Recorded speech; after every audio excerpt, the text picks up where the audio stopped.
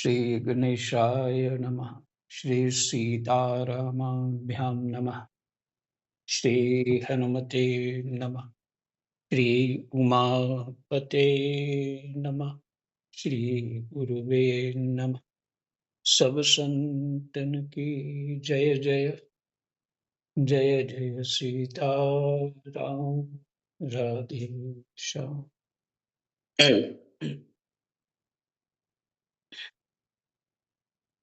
दशम स्कंद 27वां अध्याय श्लोक नंबर 14 से पाठ होगा।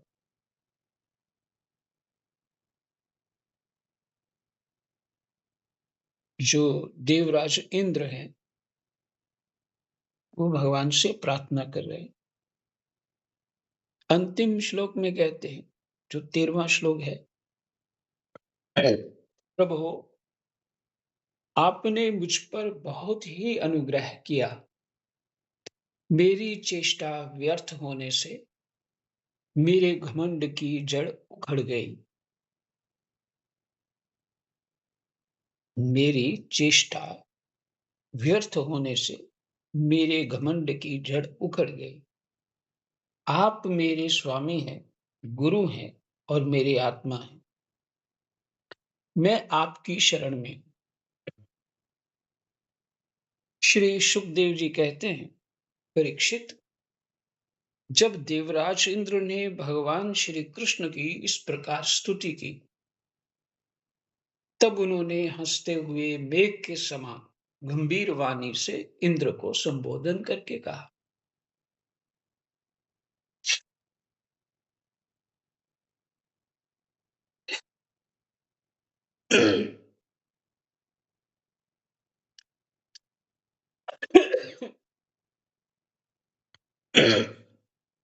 श्री भगवान ने कहा, इंद्र, तुम ऐश्वर्य और धन संपत्ति के मद से पूरे पूरे मतवाले हो रहे थे।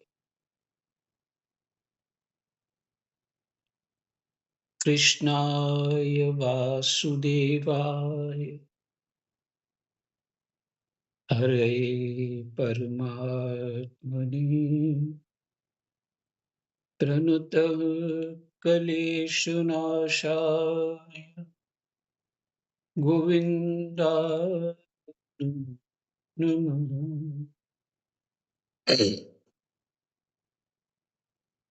इंद्र, तुम ऐश्वर्य और धन संपत्ति के मद से पूरे पूरे मतवाले हो रहे थे, इसलिए तुम पर अनुग्रह करके ही मैंने तुम्हारा यज्ञ भंग किया। यह इसलिए कि तुम मुझे नित्य निरंतर स्मरण रख सको।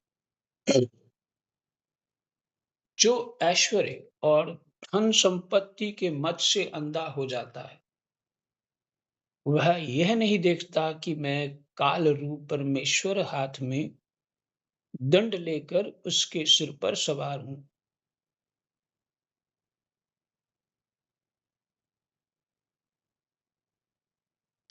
ये इसलिए कि अब तुम मुझे हाँ, पूरे पूरे मतवाले हो रहे थे, इसलिए तुम पर अनुग्रह करके ही मैंने तुम्हारा यज्ञ भंग किया है। ये इसलिए कि अब तुम मुझे नित्य निरंतर स्मरण रख सको।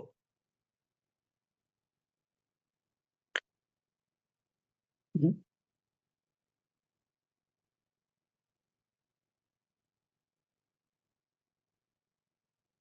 कि ये कृपा नहीं तो और क्या है। और भगवान कह रहे अनुग्रह, अनुग्रह ही तो कृपा होते, करके मैंने तुम्हारा यज्ञ भंग किया। यह इसलिए कि अब तुम मुझे नित्य निरंतर स्मरण रख सको। जो ऐश्वर्य और धन संपत्ति के मद से अंधा हो जाता है, वह यह नहीं देखता कि मैं काल रूप परमेश्वर हाथ में दंड लेकर उसके सिर पर सवार हूं।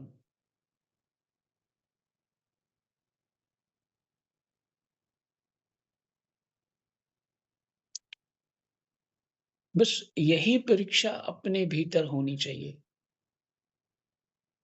हुँ, जो पीछे शब्द है ना परीक्षित, जो भगवान कह रहे वो सुखदेव जी महाराज कह रहे हैं, परीक्षित, तो जिसने गर्भ में ही परीक्षण चालू कर दिया कि परमात्मा कौन है? हुँ, कोई पिछले-पिछले जन्मों से बहुत एक कठोर तपस्वी रहते हैं, तो उनकी स्थितियाँ ऐसी आती हैं, जैसे परीक्षित महाराज की, उनके कर्म के अनुसार दंड भी मिला और उनके तप के अनुसार भगवान ने गर्भ में ही बचाया।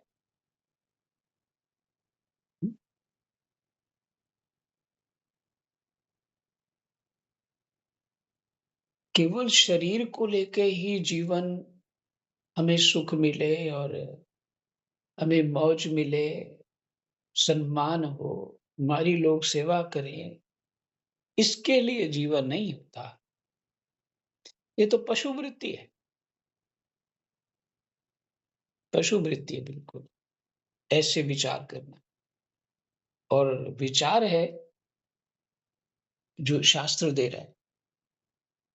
मनुष्य बनाया है, तो देवता कैसे बनोगे?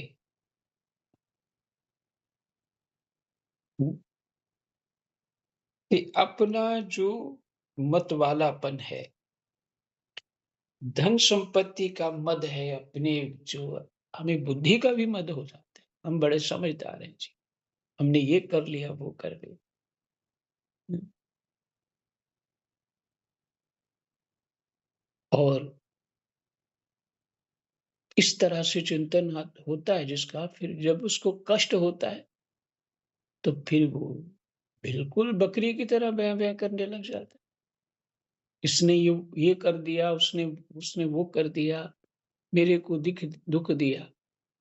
तो अगर कर्म और परमात्मा इस जगत में हैं, तो फिर तुम्हें तो कोई सुख-दुःख नहीं दे सकता।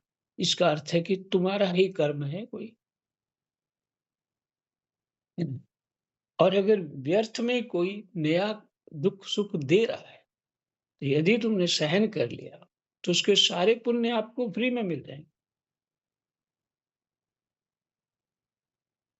ये सिद्धांत है महाभारत में लिखा।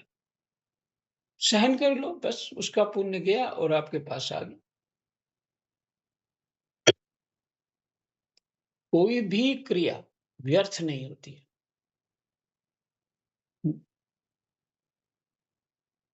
हाँ, जीवन पशु की तरह बिता देना तो व्यर्थ ही है। खाया, पिया, गोबर किया, बस ठीक, सो गए।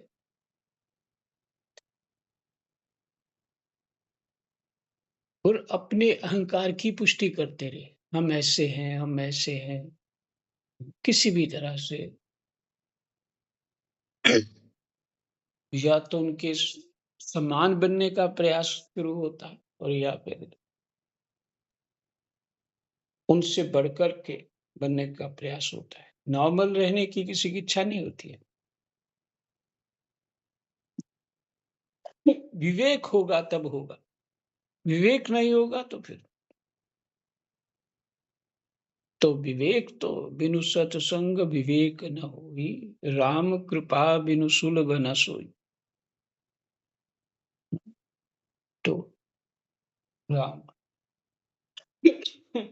तो कहते तुम्हारा ये जो घमंड इत्यादि जो है, तुम्हारा मद जो है, मैंने चूर-चूर कर लिया कि तू अपना जोर सारा ही लगा ले और मैं बस पर्वत उठा के खड़ा हो जाऊँगा। अच्छा, जोर तो हमको लगेगा ना, जोर हम कोई पत्थर उठाएँ तो जोर लगेगा, क्यों लगेगा? हमारे में बाहर और भीतर की तादात्म्य नहीं है। हमने अज्ञान से अपने आप को अलग मान रखा है और भगवान तो सर्वत्र है समान रूप में। वो पर्वत भी वही है, घास, पत्ता इत्यादि वही है और शरीर में भी वही है, जो कृष्ण स्वरूप दिव्यता। तो भगवान ने तो अपने आप को ही उठाना, उनको जोर क्यों लगेगा?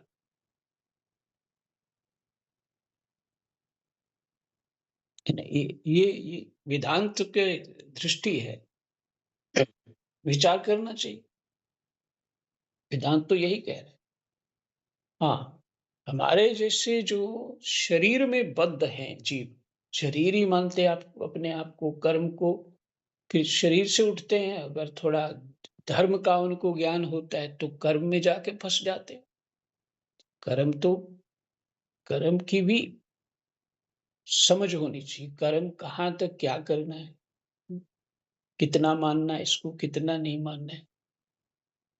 क्योंकि आखिर ये लौकिक पारलौकिक की स्थिति रहेगी कर्म की। माने इस जन्म में, फिर अगले जन्म में उसी को पारलौकिक कह लीजिए। लेकिन इस जन्म जन्मांतर से बाहर निकलना है, तो कर्म को परमात्मा की सेवा नहीं बनाएँगे, परमात्मा के लिए नहीं होगा, तो कैसे हमें साधन, भजन और कर्म से छूट पाएँगे? नहीं छूट पाएँगे, पुण्य ही करते रहेंगे। कर रहे हैं पुण्य, हो जाएगा पाप, क्योंकि पुण्य करने से क्या ले लोगे? ये इंद्र बन जाओगे। इंद्र के बाद क्या करोगे? यही सब काम करोगे। तुमने मेरे लिए यज्ञ नहीं किया, मेरे को वस्तु नहीं दी, तो अब तेरी खैर नहीं।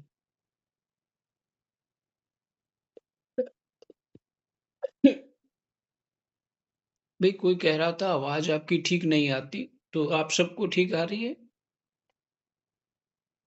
जी बिल्कुल महाराज ठीक जी, आ हमें रही तो है, ठीक आ ठीक रही आ है। रही है, बिल्कुल ठीक बिल्कुल आ रही ठीक है। आ रही है। जी। जी महाराज जी। तो मनुष्य जो है, मन हाँ, पंडित राजाराम मिश्र जी कहते हैं मनुष्य ही बन जाए तो बहुत है हमारे लिए। हम मनुष्य ही नहीं बन रहे।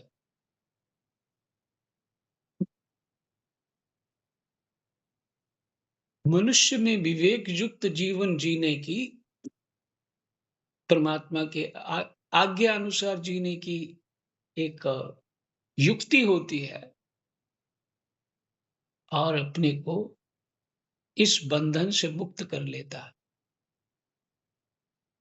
तभी तो मनुष्य फल होगा ना। मनुष्य का तो यही फल है कि इस जो संसार रूपी प्रपंच से बिल्कुल बाहर हो जाए सदा के लिए। तो वही मनुष्य हुआ। और जो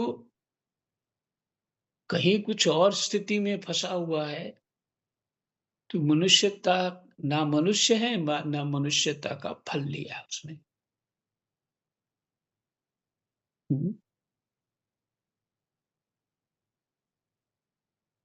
तो क्या होगा? पुण्य से मद हो जाएगा, मद से फिर यदि भगवत कृपा होगी तो अनुग्रह जिससे भगवान ने किया, डंडा मार देंगे। और वैसे भगवान अनुग्रह तो करते ही हैं। हम लोगों पे भी जो डंडे पड़ रहे हैं वो अनुग्रह है। हुँ, ये अनुग्रह है। कौन पाठ सुनेगा? अगर जीव अशांत ना हो, अगर जीव टूट ना गया हो, तो कौन पाठ में मन लगाएगा? नहीं लगता।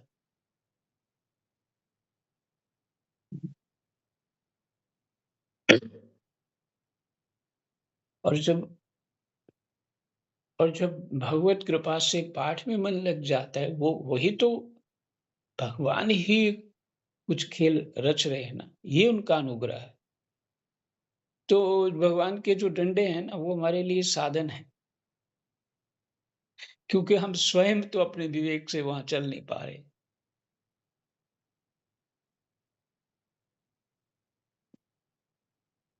यही उनकी कृपा है कि जो जीव हमको सता रहे हैं, ये उनकी कृपा है, क्योंकि तुम नहीं छोड़ना चाहते हो और भगवान छुड़ाना चाहते हैं, यही उनका अनुग्रह है। जो ऐश्वर्य और धन संपत्ति के मद में अंधा हो जाता है, वह ये नहीं देखता कि मैं काल रूप परमेश्वर हाथ में दंड लेकर उसके सिर पर सवार हूं। मैं जिस पर अनुग्रह करना चाहता हूं, उसे ऐश्वर्य भ्रष्ट कर देता हूं। ठीक है, उसकी ऐश्वर्य भ्रष्ट क्या? जो उसके पास लोग होते हैं सेवा करने वाले या प्रेम करने वाले, वो भी छूट जाएंगे और जो धन संपत्ति का अभाव धीरे धीरे होने लग जाएगा। ये भगवत कृपा है। और जिनके लिए तुम कर रहे हो, वो तुम्हारे विपरीत हो जाएंगे। जिनके लिए तुम सारा जीवन कर रहे हो, तुम्हारे विपरीत हो जाएंगे। ये भगवत कृपा है। और दूसरे हाथ से तुम्हें सत्संग भी देंगे। ये भगवान की कृपा है। तो हम कैसे ना माने कि भगवान कैसे प्रसन्न नहीं होते कि भगवान हमें अपने दोनों हाथों से संभाले हुए। क्योंकि जो छोटे बच्चे को जब माँ नहलाती है ना, बहुत बार ये दृश्य देखा, वो रोने लग जाता है। वो पकड़-पकड़ के कभी उसका नाक पोंछ रही है, पानी लगा रही है, सिर में डाल रही है, वो तो वो रोता-रोता नहा ले। बाद में फिर उसको कपड़ा-शपड़ा पहना करके वो अच्छा, फिर वो चुप हो जाता है।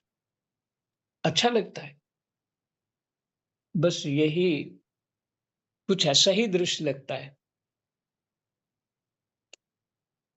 और बस जितनी बात बोली इतनी समझ आ गई तो आनंद ही आनंद है।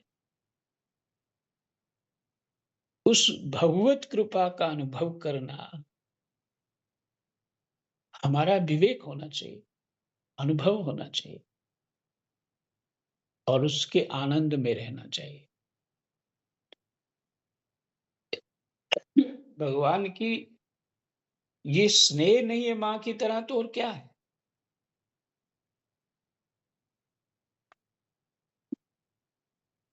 पर हम चाहते हैं हम नहाए ही ना, गंदगी लगी रहे और माँ खिलाती रहे।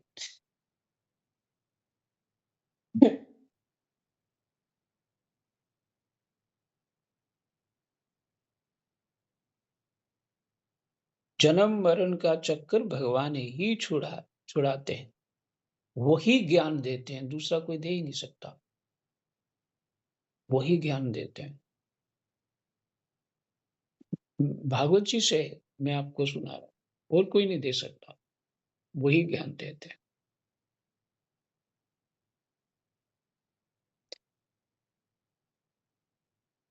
कहते हैं, वह यह नहीं देखता कि मैं काल रूप परमेश्वर हाथ में दंड लेकर उसके सिर पर सवार हूँ। मृत्यु का भी भय हो होना चाहिए ना। अजर अमर मत समझिए। कब शरीर छूट जाना है, तो मैं इस संसार को पकड़ के क्यों रखूं? और जब तक मैं इसे चौकीदार बना हुआ हूं, तब तक तो मैं अपना समय खराब कर रहा हूं ना। और जब मैं चला जाऊंगा यहाँ से, ड्यूटी खत्म हो जाएगी, तो उसके बाद वो मनमानी करेंगे। तुम कर्जा देने आए थे, वो दे दिया, अब जाओ तुम अपने जहां जाना है। और कुछ नहीं होना कि जो तुम बनाया सब कुछ किया है, वो तुम्हारे अनुसार सब होता रहेगा। ये कैसे संभव?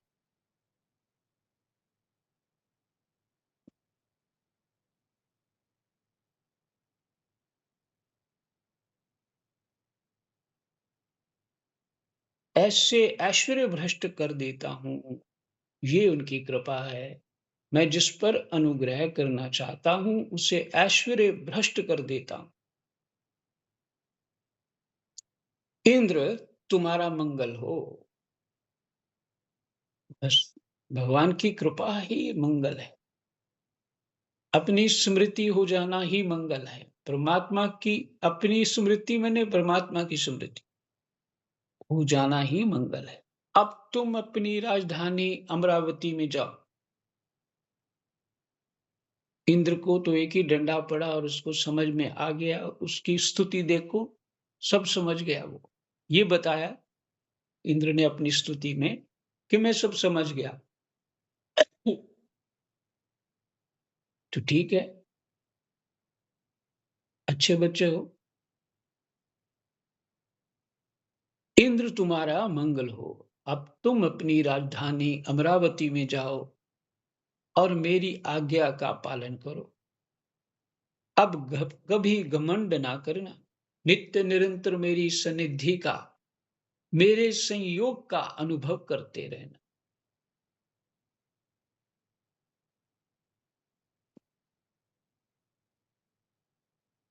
ये रहस्य हमको समझ नहीं आता। भगवान क्यों कह रहे हैं ऐसा?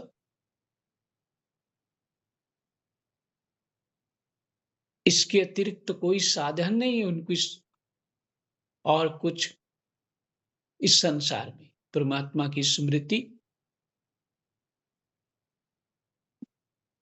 के अतिरिक्त कोई साधन नहीं है। हनुमान जी कह रहे हैं थोड़ा भी स्मृति हुई तो कहाँ पहुंच गए? जगत में। और परमात्मा की स्मृति हो गई तो कहाँ चले गए? जगत से बाहर।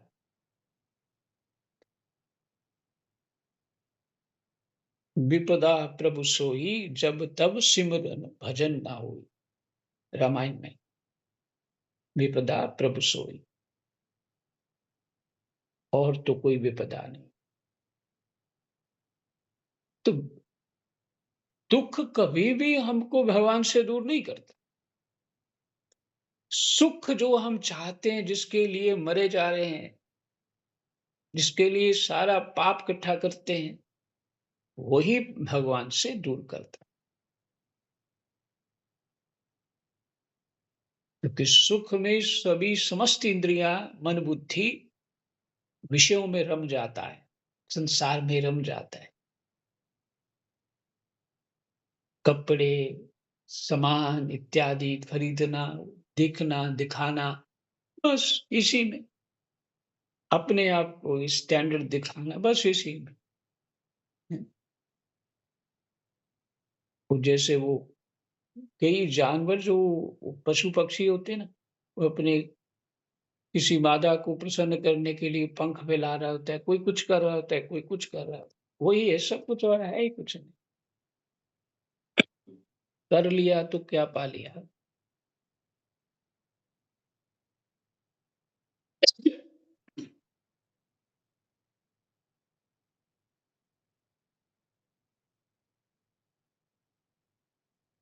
नित्य निरंतर मेरी सनिधि का, मेरे संयोग का अनुभव करते रहना और अपने अधिकार के अनुसार उचित रीति से मर्यादा का पालन करना।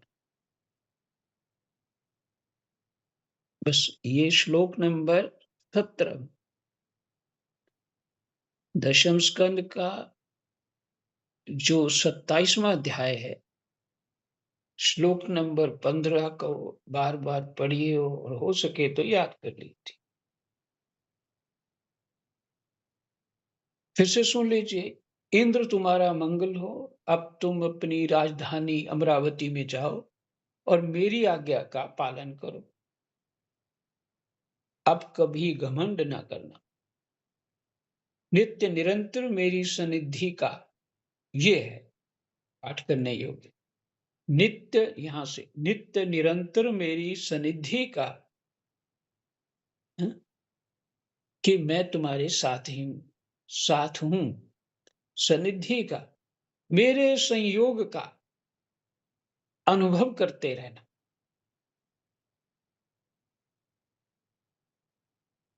और अपने अधिकार के अनुसार उचित रीति से मर्यादा का पालन करें। मर्यादा का पालन करना, जो जहाँ जिस स्थिति में जीव है, जो योग्यता है, जो स्थिति है, उसी के अनुसार जीवन रहना चाहिए। पर पंच में और बांधने की इच्छा नहीं होनी चाहिए, और बड़ा बनने की इच्छा नहीं होनी चाहिए। ये बात समझ कम आएगी। परीक्षित भगवान इस प्रकार आज्ञा दे ही रहे थे कि मनस्वी कामधेनु ने अपनी संतानों के साथ गोप वेशधारी परमेश्वर श्री कृष्ण की वंदना की और उनको संबोधित करके कहा,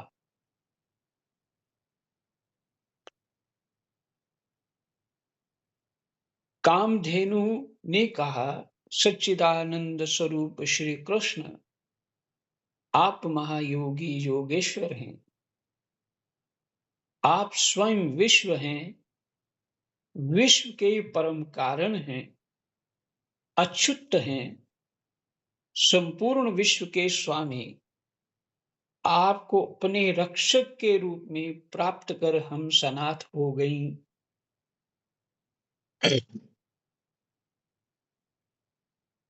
आप जगत के स्वामी हैं,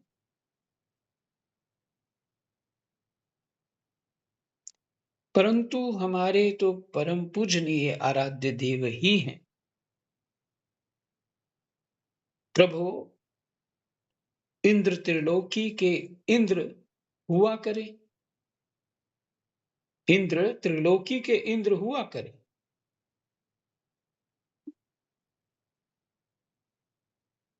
परंतु हमारे इंद्र तो आप ही हैं।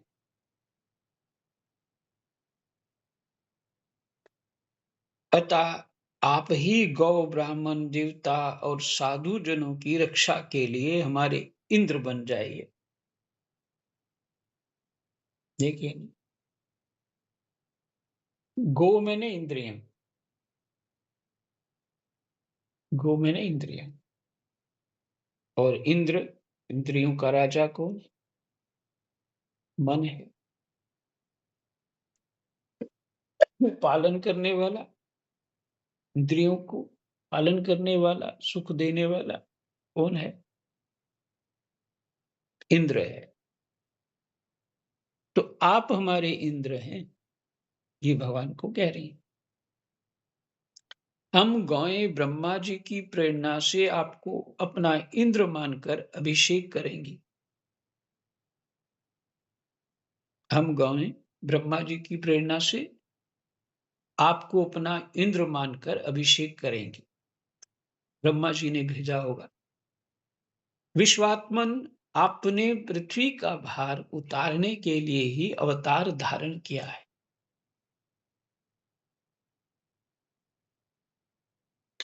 श्री सुखदेव जी कहते हैं, परीक्षित, भगवान श्री कृष्ण से ऐसा कहकर कामधेनु ने अपने दूध से और देव माताओं की प्रेरणा से देवराज इंद्र ने ऐरावत की सूंड के द्वारा लाए हुए आकाश गंगा के जल से देव ऋषियों के साथ यदुनाथ श्री कृष्ण का अभिषेक किया। ये कामधेनु माता जी कह रही ना, उनके दूध से और आकाश गंगा के जल से उन्हें गोविंद नाम से संबोधित किया। ये है गोविंद। अब भगवान भक्तों के इंद्र हो गए, इसलिए गोविंद।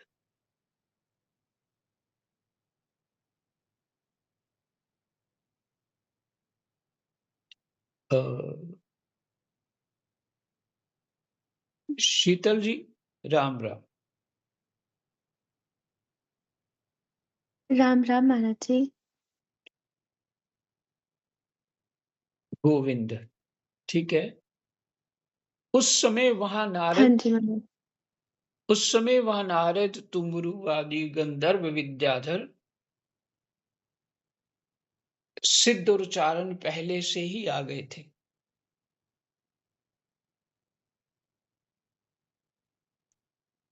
वे समस्त संसार के पाप ताप को मिटा देने वाले।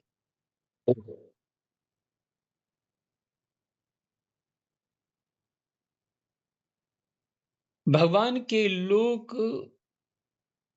मलापह यश का गान करने लगे।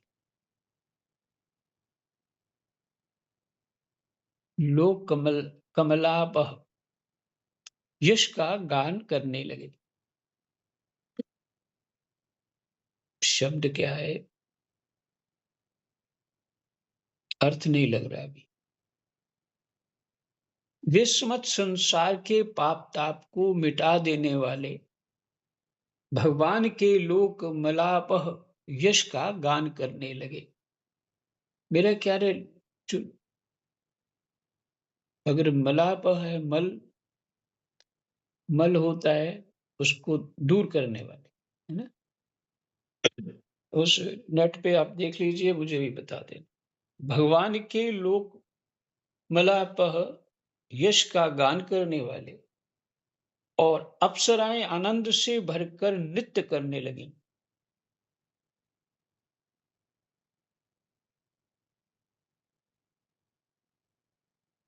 मुख्य मुख्य देवता भगवान की स्तुति करके उन पर नंदनवन के दिव्य पुष्पों की वर्षा करने लगे।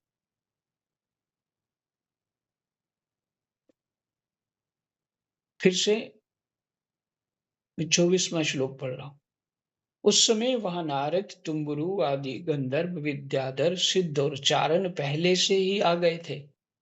वे समस्त संसार के पाप ताप को मिटा देने वाले भगवान के लोक मलाप यश का गान करने लगे और अप्सराएं आनंद से भरकर नृत्य करने लगी। मुख्य मुख्य देवता भगवान की स्तुति करके उन पर नंदन वन के दिव्य पुष्पों की वर्षा करने लगे। मुख्य मुख्य देवता भगवान की स्तुति करके उन पर नंदन वन के दिव्य पुष्पों की वर्षा करने लगे।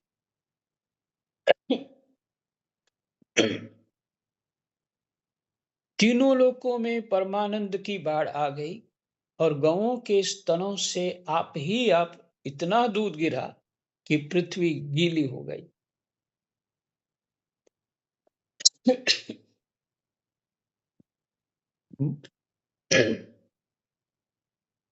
भगवान के प्रति इतना स्नेह हो गया गौओं को, जैसे बछड़े को देख करके वो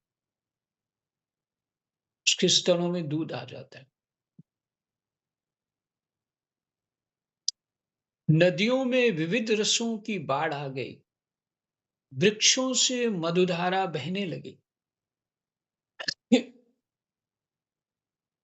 बिना जोते बोए पृथ्वी में अनेकों प्रकार की औषधियां, अन्न पैदा हो गए। पर्वतों में छिपे हुए मणिमाणिक्य स्वयं ही बाहर निकल आए। परीक्षित, भगवान श्री कृष्ण का अभिषेक होने पर जो जीव स्वभाव से ही क्रूर हैं, वे भी वैरहीन हो गए। उनमें भी परस्पर मित्रता हो गई। इंद्र ने इस प्रकार गौ और गोकुल के स्वामी श्री गोविंद का अभिषेक किया और उनसे अनुमति प्राप्त होने पर देवता गंधर्व आदि के साथ स्वर्ग की यात्रा की। इंद्र ने इस प्रकार गौ और गोकुल के स्वामी श्री गोविंद का अभिषेक किया